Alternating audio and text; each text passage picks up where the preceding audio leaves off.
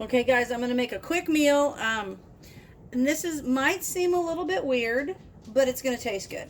So what it is this morning, my husband and I had errands to run because I'm off today because I work on Saturday. So we had errands to run, and we went out to breakfast. And I always like to get a vegetable omelet. Well, I got a vegetable omelet, and I couldn't eat it all. So I've got this omelet. Let me get a little fork so I can show you. There we go.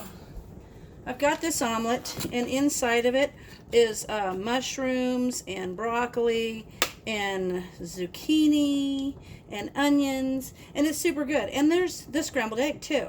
So I have that. And so what I'm going to do is I'm going to make a fried rice, because there's always vegetables, a little bit of scrambled eggs, and some meat and stuff in fried rice.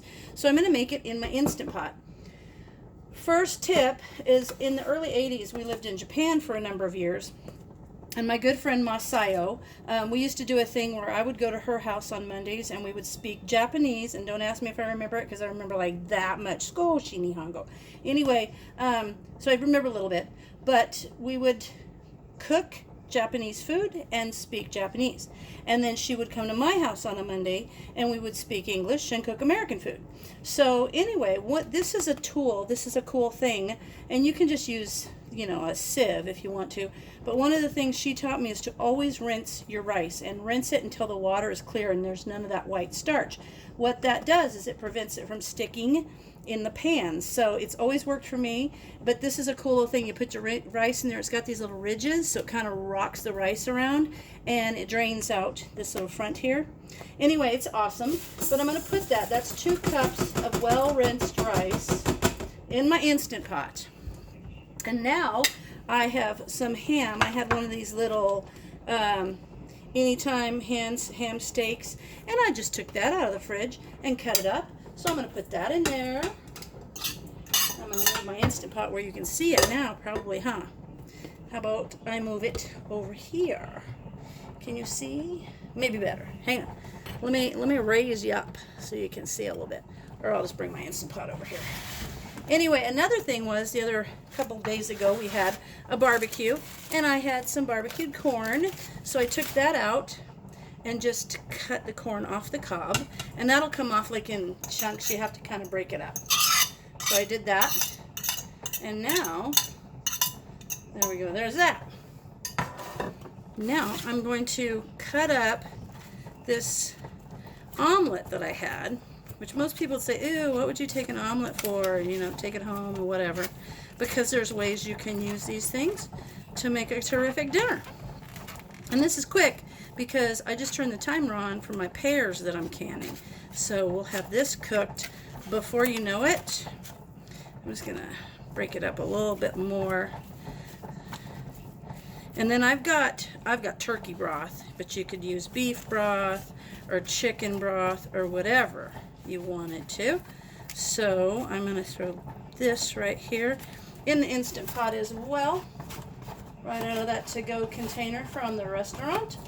There we go. A little bit of cheese in there, but that's not the end of the world. It'll be fine. So look, this is what it looks like in there. See? There's the ham and the rice and the veggies. Looks fine. Now, because this is an Instant Pot, so it's the same ratio. It's the same amount of water as you had rice. So I'm going to open the turkey broth. Got my little 2-cup measure. I'm going to measure 2 cups in there. And I might just do a little bit extra because we do have some extra food cooking in there. All right. Now, put the lid on, close, and I'm going to go over here and I'm going to hit rice. And we're done. We'll be back when it's finished. Okay, guys, I took the lid off, and here's the rice, and it looks like it's cooked just perfect. And what I'm going to do is I'm going to just add a little bit of soy sauce. Got to fluff it up a bit here. So yummy. Just like fried rice. Anyways, a great way is to use leftovers, and there's nothing wrong with fried rice. So I need a little bit sturdier thing. Here we go. I'm going to put a little bit. This is low sodium soy sauce because we're trying to watch our salt. intake. Trying to get healthier and not some of the things that we eat. Okay. So, there we have quick and easy way to use leftovers, and who would have thought to use a vegetable omelet to make fried rice for dinner. So there it is.